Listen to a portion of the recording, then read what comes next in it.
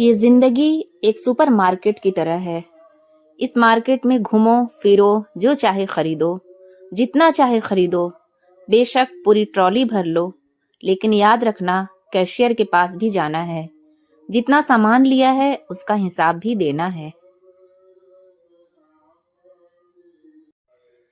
نیکی کا فائدہ آدمی کی ذات تک محدود نہیں رہتا، بلکہ اس کی اولاد کو بھی پہنچتا ہے اور بہت ساری مشکلات دور ہو جاتی ہے۔ وہ بچپن میں کہتے تھے کہ لڑائی لڑائی معاف کرو، اللہ کا گھر صاف کرو۔ اب سمجھ آئی کہ اللہ کا گھر تو دل ہے، اور میں ساری زندگی صرف مسجد سمجھتی رہی۔ زندگی کی مثال ہم لوڈو کے دانے سے بھی سمجھ سکتے ہیں۔ امید ہمیشہ 6 کی ہوتی ہے، لیکن ایک بھی آئے تو چلنا ہی پڑتا ہے۔ واقعی وقت کے ساتھ سب بدل جاتا ہے۔ پہلے زمانے میں لوگ جسے ٹھینگا کہتے تھے، اب اس کو لائک کہتے ہیں۔ تعجب یہ نہیں ہے کہ لوگ بھٹکے ہوئے ہیں، مسئلہ یہ ہے کہ ہر بھٹکا ہوا شخص دوسرے کو راہ راست پر لانا چاہتا ہے۔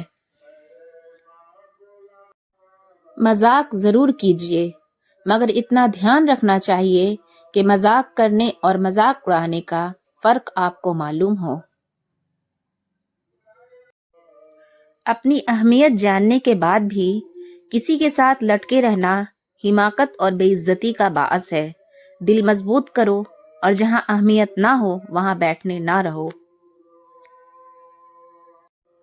جس طرح آکسیجن ہمارے خون کو صاف کرتی ہے، جس سے ہمارا دل صحیح کام کرتا ہے، اسی طرح دین کا علم اور صحیح ماحول ہمارے دل کو درست رکھتا ہے۔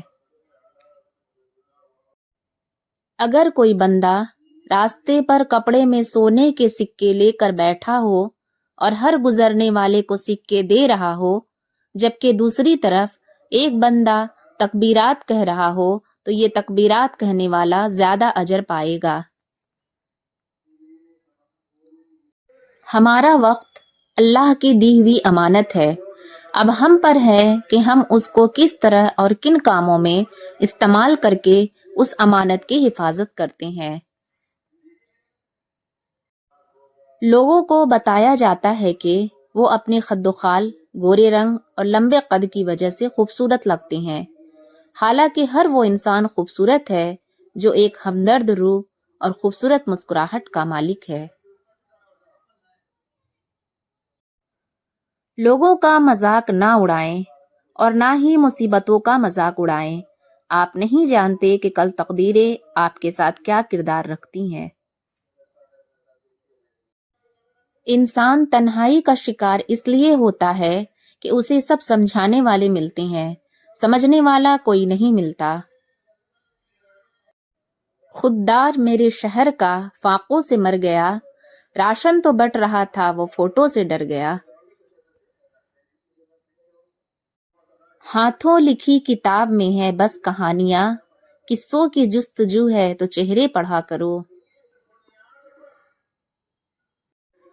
ایک غلطی ہو جائے تو لوگ بات تک نہیں کرتے، اور ہمارے اتنے گناہ کرنے کے باوجود ہمارا رب ہمارا رزق بند نہیں کرتا۔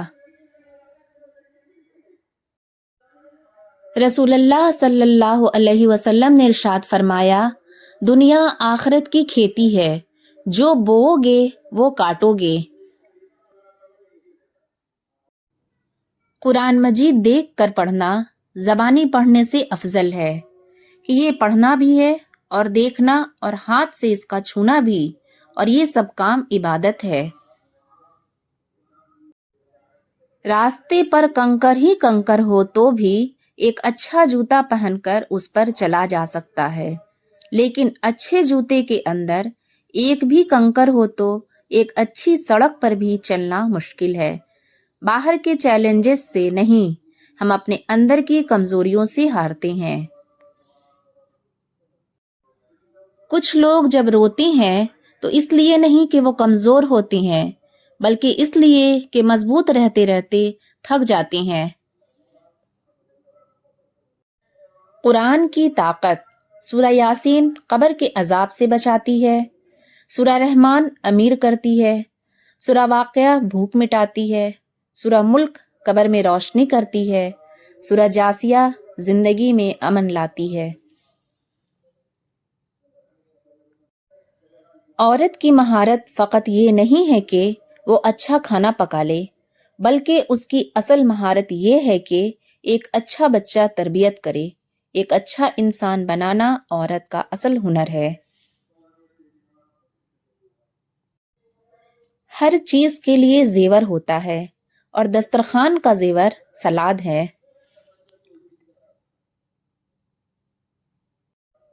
رسول اللہ صلی اللہ علیہ وسلم نے ارشاد فرمایا، میں نے جنت میں دیکھا کثرت سے وہ لوگ ہیں جو دنیا میں فقیر تھے۔ زندگی بھی کیا عجیب چیز ہے، ایک دن مرنے کے لیے پوری زندگی جینا پڑتا ہے۔ ہمارے تعلیم یافتہ ہونے کی کیا حیثیت رہ جاتی ہے جب ہم چلتی گاڑی سے کچرا پھینک دیں جسے آخر کار ایک ان پڑھ نے ہی اٹھانا ہو۔